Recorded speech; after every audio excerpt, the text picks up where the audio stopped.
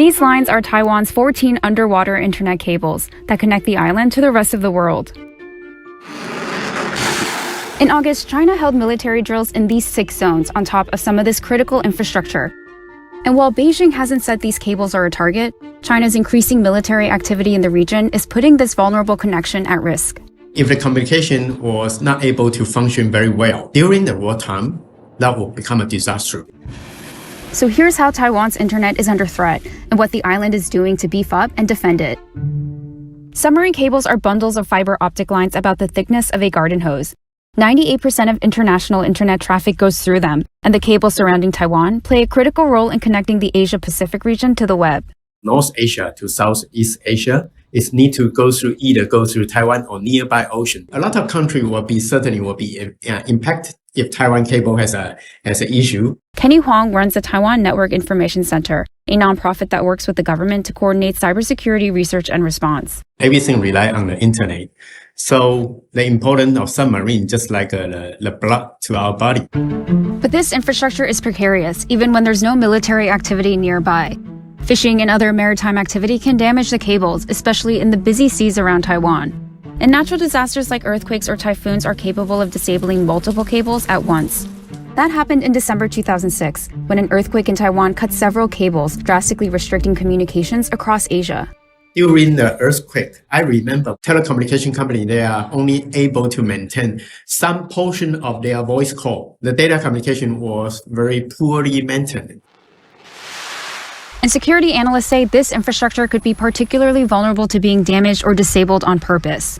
If there's a conflict between Taiwan and China, there are very high possibility that the initial target could be a cable landing station.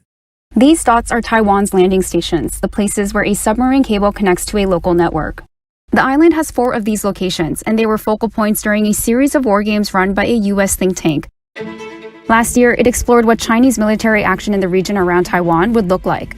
In these war games, Chinese teams targeted Taiwan's landing stations with missiles and cyber attacks, which cut off the internet in Taiwan and severely limited traffic for Japan, Guam, and Hawaii.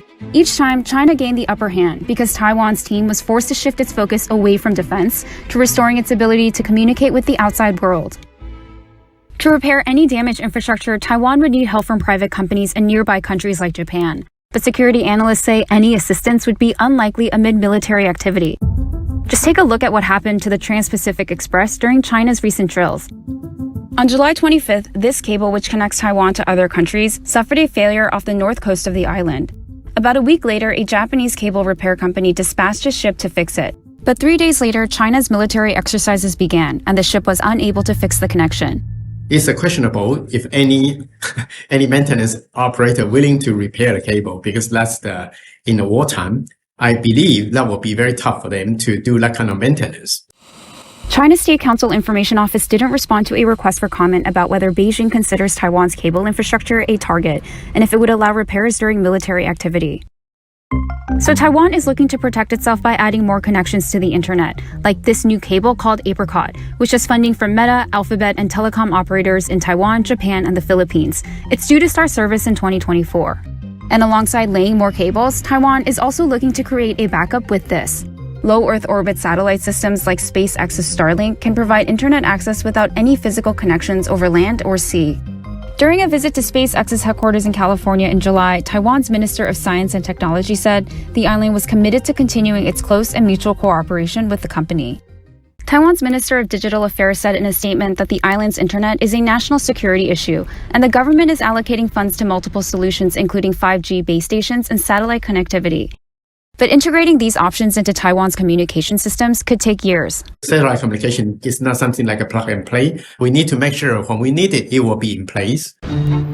China, which sees Taiwan as part of its territory, has vowed to take back the island by force if necessary. As the risk of a conflict escalates, the internet is just one of many strategic resources, as well as ports and manufacturing, that Taipei is stepping up to protect.